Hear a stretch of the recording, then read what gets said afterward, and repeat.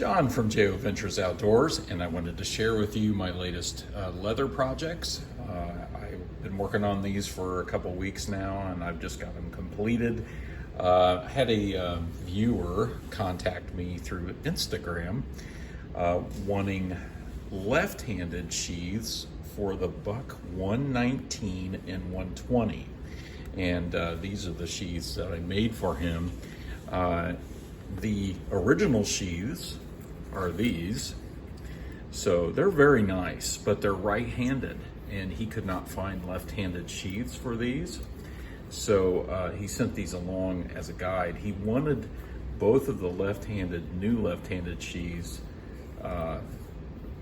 built like this one, so a similar style. So I changed the style up just a little bit, as you can see, and so I'll show you these just a little more closely here in a minute. And then the 119 was the newer fold-over sheath style. So he wanted this this style right here, the two pieces sewn together, which I have to say is a much more difficult build than a fold-over. Foldovers are a lot easier to build, but anything with a welt is challenging. Anything with a belt loop and a strap and a welt, those take several steps, and it is a challenging project. So it took me a little while to figure this out and to get this done. I just finished the 119. I wanted to show you just a couple of the differences here, but here's what it looks like. Put the JO on there and the flag. I put the 119 on the back of it, and it just fits right down in there. There's the 119. If you're not familiar with it, it's a very large fixed blade, and the 120 is even larger. But what a great knife. This is really cool. Buck 119X USA, and so that just goes right down in there like that. So on this one, I used 4 to 6 ounce leather on the strap. And I used a antique bronze snap on here. Now he was like, just surprised me on the snap colors, but I did make it all black with black stitching, and I think my edges on this 119 one just turned out just beautiful. I'm actually pretty proud of these projects. There's some mistakes here and there, but these were challenging builds. But I used this thinner leather. I just thought that'd be more flexible, and also it takes up room back here for the knife to fit. So I thought that'd be easier to get the knife in and out. So I changed that up a little bit for the 119 compared to the 120. Now here's the 120.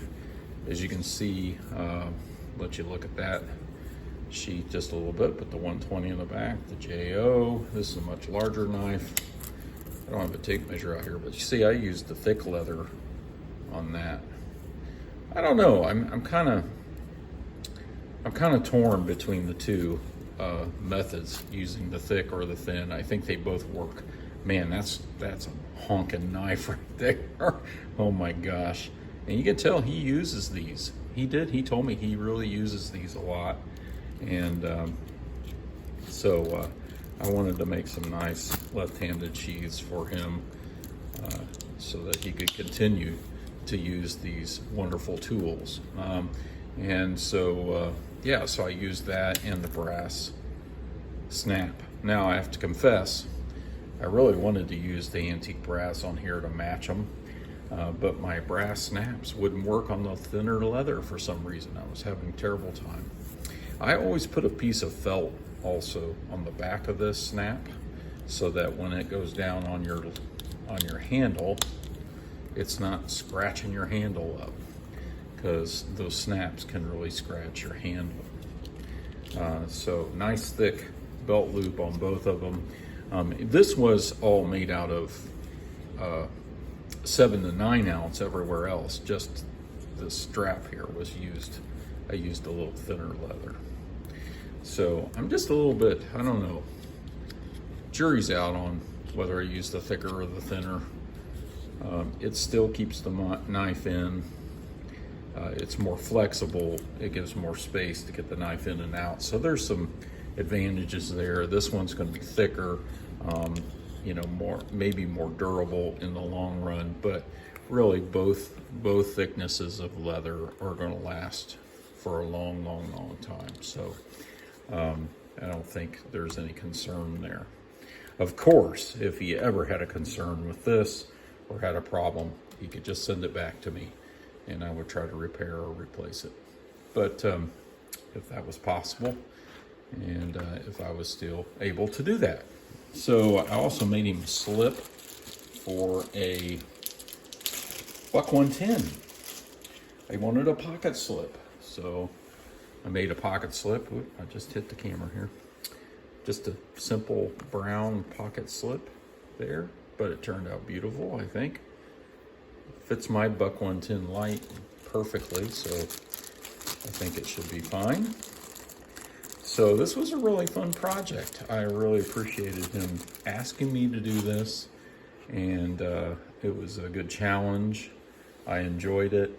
My new drill press came in extremely handy. Let me just pan the camera around here just a little bit and show you that new drill press back there was just incredible.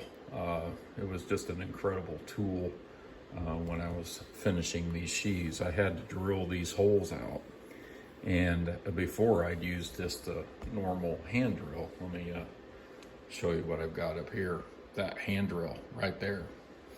So that was the normal way I used to do it, but now that I've got the drill press, it's just so much better. So I've got just a tiny bit of footage. If I can put it in there, it's not very good camera work, but if I can put it in this video, I will. But I just wanted to show you these projects. And thank you to the viewer who asked me, and thank you all for watching.